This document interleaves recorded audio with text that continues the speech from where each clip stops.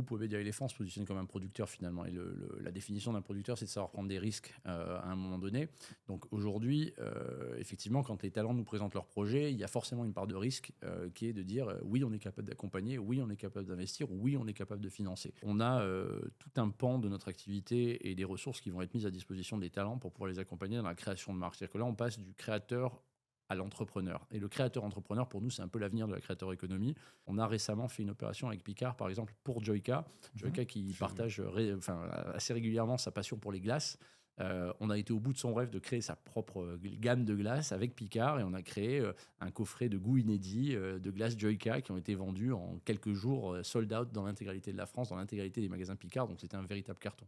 Bienvenue dans Brand Zone, le média des leaders et des créateurs qui construisent l'influence d'aujourd'hui. Entre stratégie, culture et business, on analyse celles et ceux qui captent l'attention et la transforment en impact. Aujourd'hui, dans Brand Zone, nous recevons Greg Bibalski. Bonjour Greg, donc tu es le directeur général de Webedia Creator. Est-ce que tu peux déjà nous parler un peu de ton parcours en quelques mots, s'il te plaît? Bonjour Benoît et merci pour l'invitation. Tout Avec grand d'abord, plaisir. ravi d'être ici et de partager ce moment avec toi. Plaisir partagé. Alors écoute, pour essayer d'être concis sur le sujet de mon parcours, plutôt profil très traditionnel, école de commerce, sortie d'école de commerce, grandes époques des startups. Donc aventure startup et entrepreneuriale dès la sortie d'école avec la création d'un site internet sur l'actualité des festivals de cinéma à travers le monde qui s'appelait filmfestival.com qui existe toujours aujourd'hui.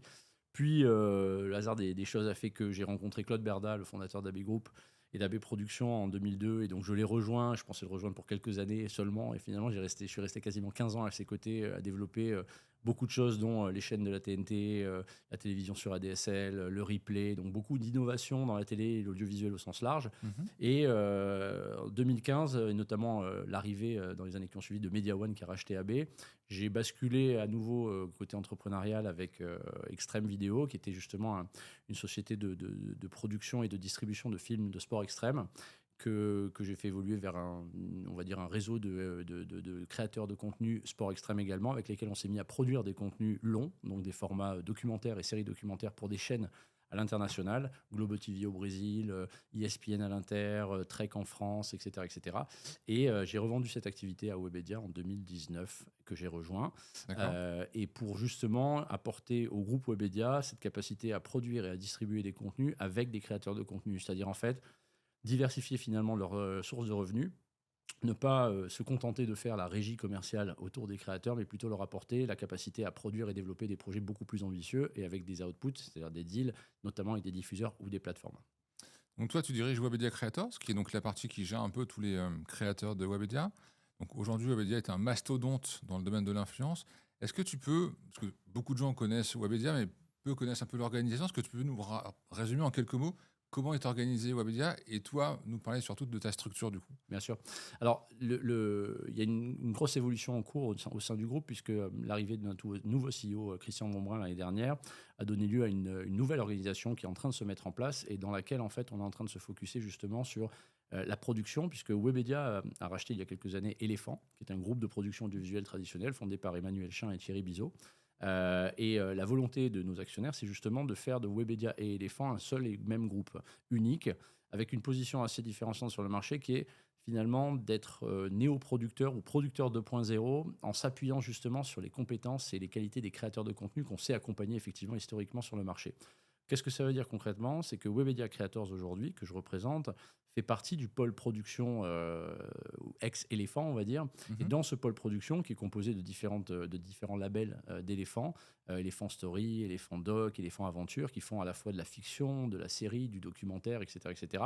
Nous, on va justement développer tout ce qui est nouveaux projets et nouvelles visions avec les créateurs de contenu pour les amener, encore une fois, sur ces nouvelles plateformes que sont les chaînes et les plateformes SVOD, Netflix, Prime Video, Disney+, Paramount. Donc, dans cette organisation, Creators, c'est effectivement l'agence d'accompagnement des talents qu'on représente en exclusivité. Et tu citais Webedia comme un mastodonte effectivement d'influence. Alors, c'est un peu historique. La réalité, c'est presque qu'aujourd'hui, on est devenu presque une boutique hôtel. C'est-à-dire qu'on a choisi très stratégiquement, il y a quelques années, quand je me suis occupé effectivement de reprendre l'activité Webedia Creators, de se concentrer sur moins de talents mais beaucoup plus d'accompagnement. C'est-à-dire, en fait, être capable de servir à la fois les attentes, les besoins et les ambitions de chaque talent qu'on signe en exclusivité, pour pas en laisser un seul sur la touche, qui soit plus ou moins gros justement et plus ou moins avancé dans sa carrière. Mais on a aussi des nouveaux talents qui nous rejoignent, comme Kossi, Léonard, qui sont moins connus sur le marché aujourd'hui parce qu'ils arrivent sur YouTube, ils arrivent sur les réseaux, ils se développent, et c'est notre rôle justement de les accompagner pour les faire devenir des top talents. Et alors justement, tu parles d'accompagnement. Historiquement, une agence faisait des partenariats entre des marques et des créateurs de contenu. Aujourd'hui, on s'aperçoit que les créateurs veulent davantage développer leur projet. On pense évidemment en tête à Inox et Kaizen, par exemple. Comment se fait l'accompagnement chez vous, justement, sur tout ce qui est un peu diversification au niveau des talents? Alors c'est vraiment le point le plus important et je dirais même le plus différenciant aujourd'hui sur le marché pour Webedia Creators. Et pour les créateurs, c'est la capacité qu'on a à identifier justement les projets des talents qui ont, la capacité d'être réalisés, parce qu'il y a des projets qui sont quasiment irréalisables tellement les ambitions sont fortes, en tout cas pour le moment. Et quand les projets identifiés sont réalisables, effectivement, nous, on se positionne comme partenaire du talent. C'est-à-dire qu'à partir du moment où on se dit, OK, tel créateur a tel projet, on va essayer de l'accompagner dans la réalisation de ce projet, quels qu'en soient, entre guillemets, les tenants ou aboutissants. Ça veut dire quoi? Ça veut dire que ça peut être de la production, et tu as cité l'exemple Kaizen, qui est évidemment l'illustration même de comment on accompagne un créateur au bout de ses rêves, tant dans la réalisation, la production, le financement, que la distribution. Et ça a été un élément clé du succès de Kaizen, c'était sa distribution totalement anachronique, on va dire, avec ce qui se faisait habituellement, hein, cinéma le vendredi soir, YouTube le samedi, TF1 quelques semaines plus tard et Disney+ en fin de compte. Carton plein. Carton plein, ouais, ça c'était un vrai succès. Mais c'est aussi des événements, ça peut être des événements physiques que des créateurs ont envie de monter, ça peut être des produits. On a récemment fait une opération avec Picard, par exemple, pour Joyka. Joyka qui partage assez régulièrement sa passion pour les glaces. On a été au bout de son rêve de créer sa propre gamme de glaces avec Picard, et on a créé un coffret de goût inédit de glaces Joyka qui ont été vendus en quelques jours, sold out dans l'intégralité de la France, dans l'intégralité des magasins Picard. Donc c'était un véritable carton. On a reçu il y a quelques temps ici Donatien qui a monté Le Beau Moment avec Yann Kojandi. Où en fait, le principe, c'est justement de créer des marques avec des créateurs de contenu, de les accompagner dans la production, le business, etc. Vous faites aussi, vous, ce genre de projet? Alors oui, totalement. Justement, dans cette nouvelle organisation que je citais tout à l'heure, on a tout un pan de notre activité et des ressources qui vont être mises à disposition des talents pour pouvoir les accompagner dans la création de marques. C'est-à-dire que là, on passe du créateur à l'entrepreneur. Et le créateur-entrepreneur, pour nous, c'est un peu l'avenir de la créateur-économie. C'est-à-dire qu'on est persuadé que les créateurs, de par leur puissance, de par l'engagement des communautés autour d'eux et de par l'impact médiatique qu'ils peuvent avoir, ont déjà, on va dire, un énorme atout par rapport à d'autres entrepreneurs, c'est que le mix média marketing, ils le possèdent déjà. À partir de ce moment-là, et s'ils vont sur des terrains qui leur sont à la fois légitimes, passionnés, etc., on sait qu'il y a de fortes chances que le succès du produit ou du projet qu'ils ont envie d'entreprendre réussira. Et c'est à ce moment-là qu'on se positionne, comme je disais tout à l'heure, en tant que partenaire. Donc on n'est pas uniquement une régie commerciale, on est un partenaire qui peut venir financer une partie du projet, un partenaire qui peut venir investir aux côtés du talent, et un partenaire qui peut finalement devenir un associé du talent sur le long terme. Et alors justement, comment on décide de choisir un projet Parce qu'on a reçu Ferdinand qui travaille sur Inox, qui nous racontait effectivement qu'un matin, Inox Tag s'était pointé au bureau, c'était il y a 3-4 ans maintenant, et qu'il avait dit bon bah les gars, je vais monter l'Everest. Alors comme ça, c'est vrai que ça semble assez fou, mais comment, surtout, on a des gens qui sont assez jeunes, assez un peu foufous, qui n'ont pas forcément une notion des business, etc. Donc comment on décide d'accompagner et quels sont un peu les curseurs justement de savoir si un projet peut être rentable ou pas ou... Alors, il y a toujours une part de risque. Le métier, comme je disais tout à l'heure, le groupe Webedia Elephant se positionne comme un producteur finalement. Et la définition d'un producteur, c'est de savoir prendre des risques à un moment donné. Donc aujourd'hui, effectivement, quand les talents nous présentent leur projet, il y a forcément une part de risque qui est de dire oui, on est capable d'accompagner, oui, on est capable d'investir, oui, on est capable de financer. Une fois qu'on assume ce point-là, comme je disais, l'avantage pour nous, c'est d'avoir cette historique et cette compréhension de ce que font et de ce que sont les créateurs au sens même de leur ADN éditorial sur leur chaîne. C'est-à-dire qu'on est capable d'identifier si un projet est légitime pour eux ou pas. Quand Inox, effectivement, arrive un matin et dit « Demain, je vais monter l'Everest » ou « En 2 mois, je vais monter l'Everest », nous, on va lui répondre « Non, il faut 2 ans ». À la fin, ça se termine en 1 an, mais parce qu'il y a des experts qui viennent au milieu et qui permettent d'accompagner le talent dans la réalisation de son objectif dans des conditions à la fois de sécurité, de financement et de réalisation qui sont acceptables. Mais c'est vrai que quand il est arrivé avec ce projet, en fait, il n'est pas sorti de nulle part. D'abord, il avait fait un premier projet qui était 7 jours sur une île déserte. Et ce projet 7 jours sur une île déserte, qui avait eu lieu à peu près un an et demi avant, c'était 7 jours pendant lesquels, du coup, il avait voulu, enfin, il a pu surtout réfléchir à ce qu'il voulait faire après.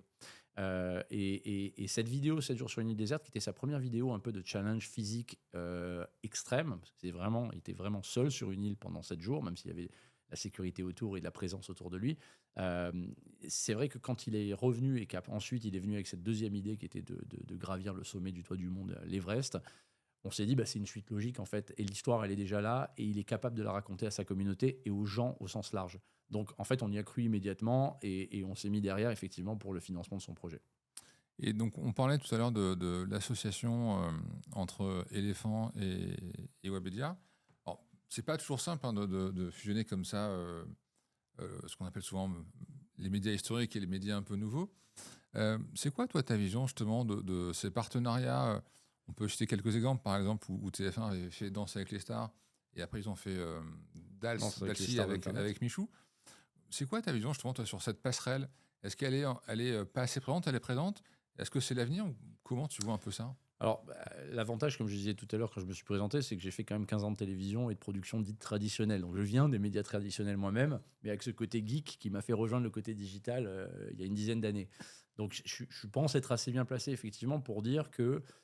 donc, souvent, on me pose la question, est-ce que la télé est morte, par exemple? La réponse, c'est non, la télé n'est pas morte. Pourquoi? Parce que, en fait, c'est la définition de télévision qu'il faut revoir. La télévision est aujourd'hui un outil de consommation de contenu, parmi d'autres. Tablettes, smartphones, etc., etc. Et donc, pour moi, en tout cas, effectivement, l'avenir est à la convergence des médias. C'est un sujet que nous, Quadra, Quinca, on a tous entendu il y a 20 ans, 25 ans, avec un certain Jean-Marie Messier qui parlait de la convergence. G6M. Oui, exactement. Donc, peut-être un peu trop tôt à l'époque, mais aujourd'hui, elle est en train d'arriver. Elle est en train d'arriver. L'exemple de Dalcy était un bon exemple. Et elle se fait en fait quand elle est légitime. On revient au mot légitimité là depuis tout à l'heure, je le répète. L'authenticité, la légitimité, c'est des éléments clés de la créateur économie pour les créateurs et leur succès. C'est que quand TF1 fait Danse avec les stars d'Internet, c'est parce qu'il y avait une histoire avec Michou qu'on avait à l'époque placé dans Danse avec les stars. S'il n'y avait pas eu cette histoire-là, effectivement, ce serait venu comme un jeu sur la soupe. Et là, potentiellement, c'est bad buzz pour le créateur, flop en audience et une chaîne qui, encore une fois, fait un coup à côté. Là, en l'occurrence, ça a été un succès. Et il y a d'autres initiatives de ce genre qui ont été suivies depuis. Alors, Kaizen a été un exemple justement de la multidistribution, c'est-à-dire prouver comment un contenu peut vivre sur tous les supports et sur toutes les plateformes, sans même parler d'exclusivité. Souvent, dans les médias traditionnels, quand on achète un contenu, on a une exclusivité totale pendant un certain nombre de mois et personne d'autre n'a le droit de le diffuser. Avec Kaizen, on a réussi à prouver à tout le monde que le contenu pouvait faire de l'audience partout. Sur YouTube, au cinéma, en télévision et en plateforme SVOD. À partir de là, c'est vrai que ça nous a ouvert beaucoup de portes pour essayer d'autres choses. Et là, plus récemment, on s'est mis à faire d'autres opérations avec des diffuseurs dits traditionnels, mais qui ont justement cette vision de comment on travaille et comment on fait converger la créateur économie, les créateurs de contenu avec les producteurs dits traditionnels et les chaînes. On a fait, il y a 2 semaines de cela, un super coup avec Joyka, qui est un de nos créateurs exclusifs, qu'on a réussi à mettre sur RMC Découverte, qui est une chaîne qui est assez reconnue justement par tous les fans de documentaires. Et les créateurs aiment beaucoup la chaîne. Et RMC a eu l'audace de nous faire confiance et non seulement de prendre des vidéos de stock de Joyka qui étaient sur un format qu'il avait initié il y a à peu près 2 ans qui s'appelle Je teste les 1 étoile. Donc il va dans une ville, il scrape sur Internet les pires avis, entre guillemets, du pire hôtel, du pire restaurant, du pire coiffeur. Et avec sa bande de potes, ils vont aller tester ces lieux. Et ça donne lieu à des contenus qui, sur sa chaîne, depuis 2 ans, comme je dis, ont fait jusqu'à 10 millions de vues chacun. Un épisode en France, un épisode en Belgique, un épisode en Italie, un épisode en Pologne.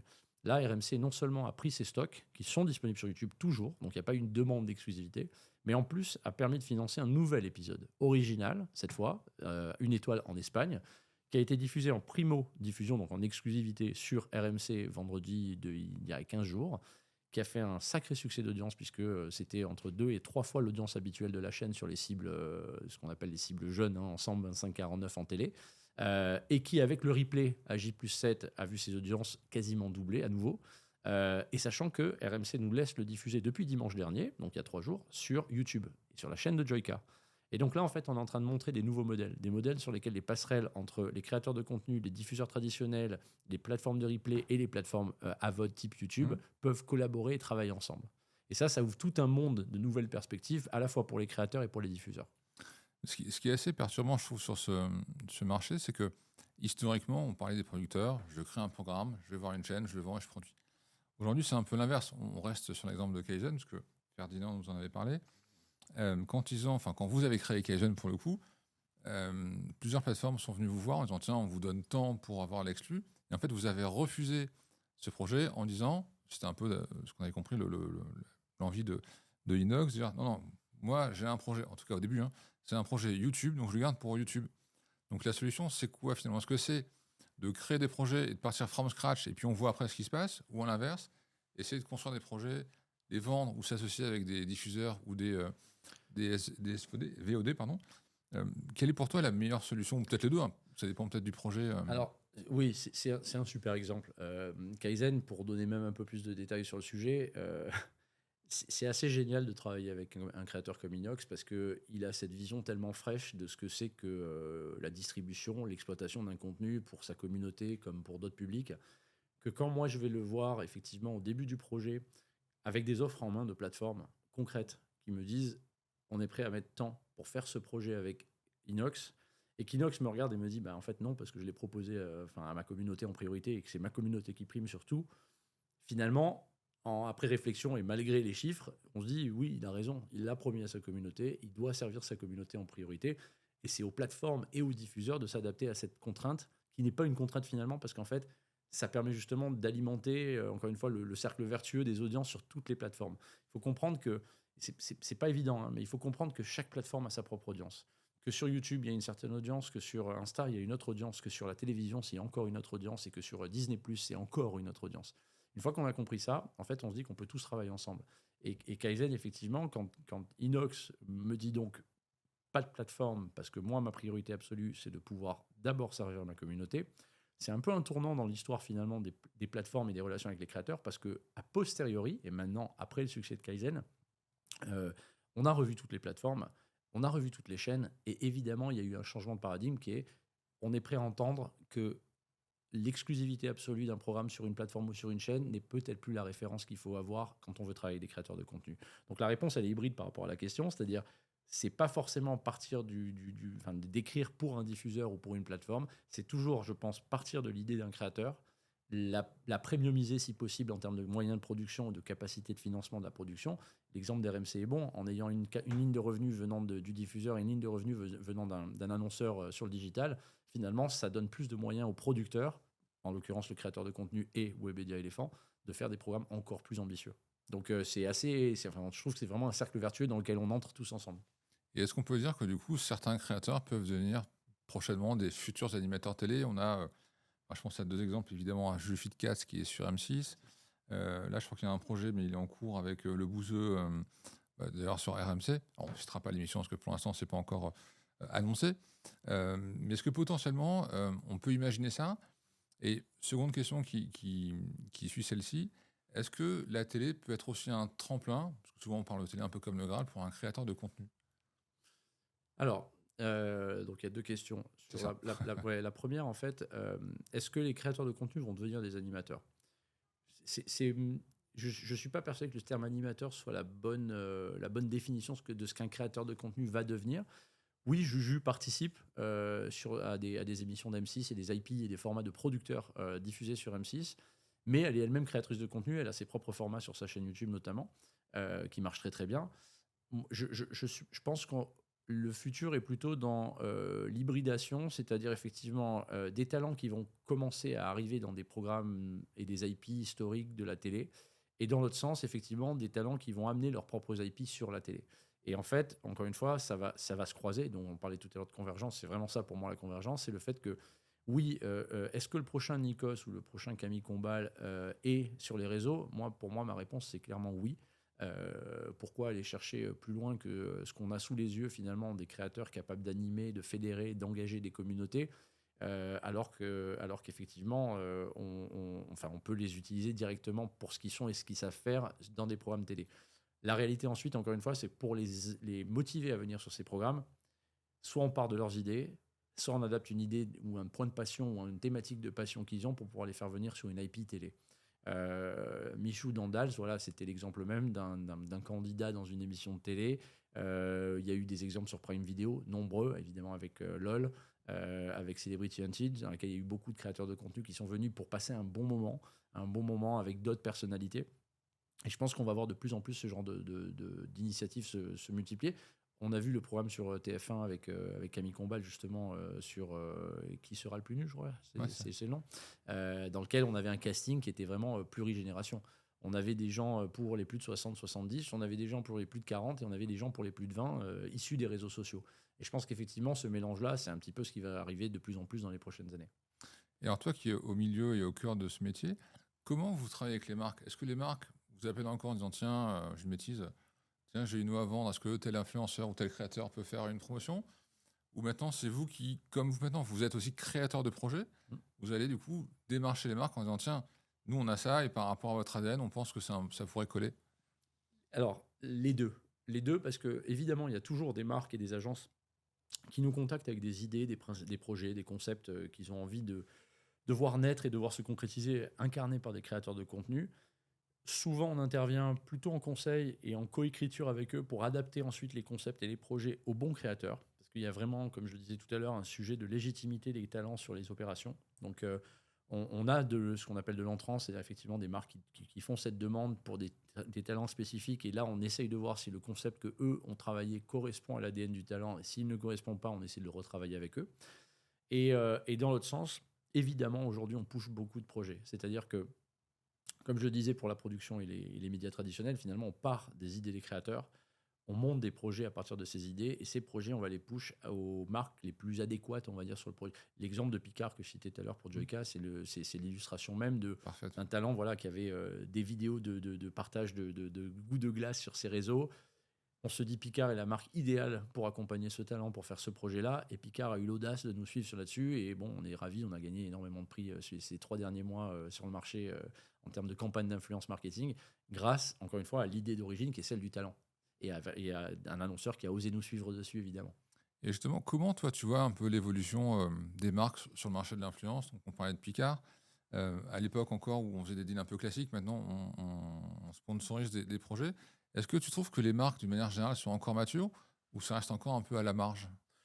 Alors, il y a encore quelques mois, on fêtait les 20 ans de YouTube. 2025, c'était les 20 ans de YouTube. 2026, on rentre finalement dans un deuxième cycle. On est quasiment dans une deuxième vie. C'est une nouvelle génération qui est en train d'arriver. Je pense que cette première vague, les 20 premières années, ça a été 10 ans sur un marché qui n'existait pas.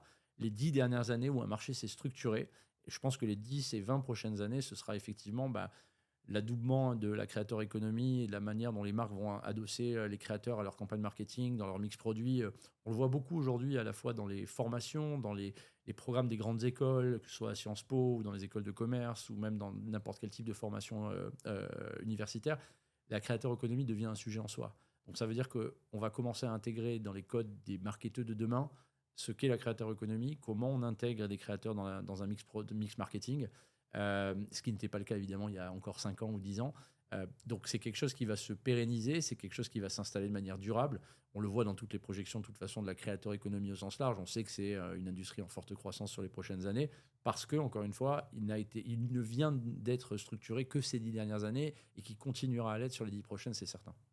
Où est-ce que tu aimerais amener Webedia Creators dans 5 ou 10 ans avec cette vitesse de croissance?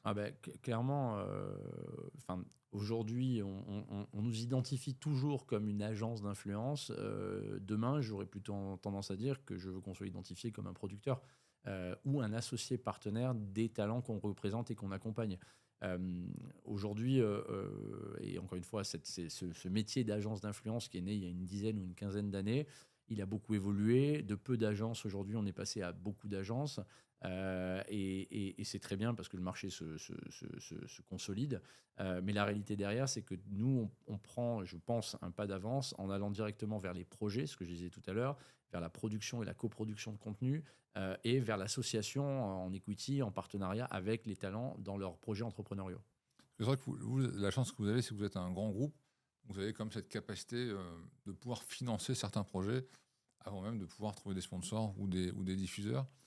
Donc là, on parle beaucoup de gros créateurs, mais est-ce que vous avez, parce qu'il y a aussi un gros marché, je ne sais plus les chiffres, je crois que c'était 53%, ce qui avait été annoncé à la Paris Creators Week, de marques qui travaillent avec des nano ou des micro-influenceurs. Est-ce que vous en avez ou est-ce que c'est un axe de développement ou comment ça se Non, tout à fait. passe C'est vrai que on l'oublie trop souvent parce qu'on focus et on cristallise beaucoup sur les énormes créateurs qu'on connaît tous, qu'on suit tous, qu'on voit tous et qui font énormément de bruit. Mais la réalité du marché, c'est qu'il y a effectivement ce que nous, on appelle la pyramide de l'influence. La pyramide de l'influence, elle commence justement par la nano-influence. La nano-influence, qu'est-ce que c'est? C'est notre compte LinkedIn, c'est mon compte Insta, c'est le compte Facebook de ma mère, c'est finalement des consommateurs. Et donc chez Webedia, effectivement, on a une offre spécifique sur ce palier d'influence qui s'appelle Sampléo. Sampléo, si je devais le définir, finalement, c'est un peu la réunion Tupperware 2.0. En gros, c'est comment chacun influence à son propre niveau et à un niveau très personnel et familial en réseau proche les gens qui les suivent. En gros, si demain une société une société lance un nouveau produit et qu'on fournit ce nouveau produit à des personnes lambda, donc des consommateurs, et que ces consommateurs font des posts sur leur réseau personnel en disant « Tiens, j'ai essayé ce produit, il est génial », effectivement, ça influence à leur niveau les gens qui sont les plus proches d'eux. Et donc, c'est évidemment des campagnes qu'on peut mener et qu'on mène donc chez Webedia via l'outil Sampléo chez nous, qui référence plus d'1,5 million de consommateurs en base, qui sont profilés et qu'on peut donc adresser. En fait, l'avantage de cette nano-influence, c'est justement le volume. En fait, l'idée, c'est de pouvoir activer des milliers de consommateurs à la fois pour créer de la conversation, créer de la viralité sur des lancements de produits, sur des produits existants, etc. etc. Donc la nano-influence, c'est un vrai produit qui existe sur le marché, qui est effectivement très demandé par les annonceurs, et donc qu'on traite nous chez nous avec un produit spécifique qui s'appelle Sampléo. Et ensuite, quand on bascule au-dessus, donc ce qu'on appelle micro et mid-influence, là aussi, on est sur de l'influence, ce qu'on appelle outillée. On a des bases de créateurs ou d'influenceurs qui ont entre 10 000 et 100 000 abonnés et qu'on alimente avec des campagnes ou des propositions de campagne via une plateforme qui s'appelle MyCreators. Et sur cet outil, sur la plateforme MyCreators, une fois qu'on est inscrit et qu'on a entre 10 000 et 100 000 abonnés, on va être targeté par des campagnes d'annonceurs qui cherchent à activer 50, 100, 200 micro à mid influenceurs qui vont parler là à une communauté un peu plus large évidemment que la communauté des nano-influenceurs, parce que je disais c'est à peu près 10 000 abonnés à peu près au réseau pour pouvoir rentrer sur cette offre. Et ça aussi, donc c'est une offre qu'on adresse avec MyCreators. Et ensuite, on bascule dans la macro-influence et les top talents, les ultra top talents, où là, on passe au-dessus de 100 000 abonnés avec de la création de contenu, de la production, de l'image, du droit à l'image qu'on active avec tous les talents qu'on représente en exclusivité. Et là, comme je disais tout à l'heure, on s'est plutôt positionné désormais comme une espèce de boutique hôtel, puisque on représente aujourd'hui une trentaine de talents exclusifs pour pouvoir les accompagner au plus loin et le plus profondément possible dans leurs projets et leurs ambitions. Aujourd'hui, il y a beaucoup de créateurs, petits, moyens ou gros, qui aimeraient faire partie de ton écurie, en tout cas de ton label. Comment ça se passe quand tu recrutes un créateur? Est-ce qu'il y a des critères ou est-ce qu'eux peuvent vous contacter ou comment ça se passe pour avoir la chance du coup de travailler chez vous? Alors, en vrai, c'est effectivement, je viens juste de le dire, je parle de boutique hôtel, c'est que, en fait, nous, le desk est open, c'est-à-dire que la porte est constamment ouverte, nos équipes sont constamment à l'écoute du marché, vont sur les événements, rencontrent les talents, rencontrent les créateurs. Comment ça se passe? Alors, on a deux méthodes de recrutement, on va dire, chez Webedia Creators, une méthode outillée et une méthode humaine. La méthode outillée, elle nous permet effectivement, via nos outils internes et externes, d'identifier les créateurs en pleine expansion, les créateurs en forte croissance, ceux qui ont craqué un peu les algorithmes, que ce soit sur Twitch, sur Instagram, sur TikTok ou sur YouTube. Mais ensuite, et celle-là, c'est l'étape indispensable, c'est l'étape humaine. L'étape humaine, c'est la rencontre, c'est le fit, c'est de faire en sorte qu'il y a un match entre le talent et nous. Alors quand je dis nous, c'est nos équipes, c'est nos talent managers, c'est nos équipes de production, nos équipes créatives. Et là, en fait, il y a une espèce de tour de la maison, comme on dit, où on leur présente à la fois les capacités de production du groupe, les studios, les plateaux, les équipes créatives qui peuvent écrire avec eux, les équipes commerciales qui peuvent vendre leurs projets. Et s'il y a un match, et si on a envie de travailler ensemble, alors on se met d'accord sur effectivement une feuille de route avec des objectifs, des ambitions, des projets à développer ensemble, qu'on se fixe l'un et l'autre. Donc en fait, il y a des droits et des devoirs pour les deux. Mais encore une fois, on est vraiment hyper ouvert à rencontrer tous les gens qui sont susceptibles de vouloir venir chez nous. Et quand on recrute comme ça un jeune créateur qui explose, je sais pas, il y a eu l'exemple d'Inoxtag il y a quelques Ouais. années, mais comme il y en a plein d'autres. Comment on gère le côté humain pour ne pas, entre guillemets, que le créateur pète un peu les plombs avec les rockstars? Parce qu'on a eu le cas à l'époque avec les chanteurs ou d'autres, mais comment se fait aussi cet accompagnement sur le plan humain pour justement un peu garder les pieds sur terre? Ouais, c'est une très bonne question. Enfin, la santé mentale, pour nous, c'est un vrai sujet, la santé mentale des créateurs, parce que malgré quelques personnes qui croient encore que c'est des petits jeunes dans une chambre avec une GoPro, non, c'est des C'est vrai, oui. vrais entrepreneurs, des vrais créateurs qui travaillent énormément, qui travaillent même sans relâche, qui travaillent non-stop, qui ont une pression de l'audience, une pression des résultats, une pression de la communauté. Donc, ils sont très exposés. Donc, nous, on fait très attention à ça chez Obedia. Et en fait, on a deux choses. Un, c'est la proximité humaine, donc vraiment des gens qui les gèrent, comme je disais tout à l'heure, humainement. Donc il y a vraiment, ils ont tous un référent. D'ailleurs, Ferdinand, effectivement, était chez nous le référent d'Inoxtag. On a cette proximité humaine qui permet de détecter si effectivement il y a des conversations, des sujets à aborder, des choses à protéger, etc., qui nous permet de faire de la prévention. Ensuite, on a mis en place plus récemment un système de permanence psychologique. C'est-à-dire qu'en fait, on a une psychologue qui est en fait disponible à la demande, qui est mise à disposition des créateurs lorsqu'ils signent chez nous pour les écouter de manière totalement confidentielle, et qui peut passer 1 heure par mois, 1 heure par semaine si nécessaire, pour les écouter, pour les rassurer, pour essayer de mettre quelqu'un d'un peu plus justement tierce à la relation et qui peut aider dans l'appréhension des talents vis-à-vis de leur santé mentale sur le marché. Donc Webedia a aussi signé plusieurs émissions. On peut parler d'émissions avec Samuel Etienne, Laurie et d'autres qui sont aussi des vrais cartons. Est-ce que du coup, dans ton agence, on pourrait imaginer à terme aussi avoir des célébrités? Enfin, j'entends, Oui, oui, oui. qui ne sont pas créateurs. Bien sûr, bien sûr. Alors, déjà, c'est bien parce que la différence est faite entre célébrité et créateur. Toutes les célébrités ont la reconnaissance du public, pas forcément la capacité à créer. Nous, aujourd'hui, effectivement, le terme qu'on utilise dans les talents qu'on représente, c'est les créateurs de contenu. Euh, il a pu nous arriver dans le passé que des célébrités nous demandent comment on fait à avoir 1 million d'abonnés sur YouTube. Malheureusement, on n'a pas de baguette magique et effectivement, on ne sait pas faire. Donc, ce qu'on fait, c'est qu'on a plutôt tendance à accompagner, ou en tout cas à proposer maintenant d'accompagner les célébrités qui ont envie. Alors, d'abord l'envie, ensuite la capacité à devenir créateur de contenu, ou en tout cas animer à minima leur réseau. Parce qu'on peut vouloir animer son compte Insta, mais c'est pas la même chose que de devoir animer son compte YouTube. Et là, tout dépend à la fois du temps, des ressources, des moyens, de la volonté et de la capacité à pouvoir créer des contenus, créer des concepts, créer des formats. Euh, à la question, est-ce que demain, il peut y avoir des célébrités? La réponse, c'est forcément oui. Parce que je crois énormément, là aussi, à la convergence des talents. Et je mets talent avec un S, talent au pluriel. Je pense que les prochains mois et les prochaines années vont voir se multiplier les initiatives de célébrités qui vont rejoindre en fait finalement le monde de la créateur économie et des créateurs de contenu sur les réseaux et les plateformes. On le voit dès maintenant. Eric et Ramsey ont lancé leur chaîne YouTube. D'autres célébrités vont en lancer, on est au courant, dans les prochaines semaines et les prochains mois.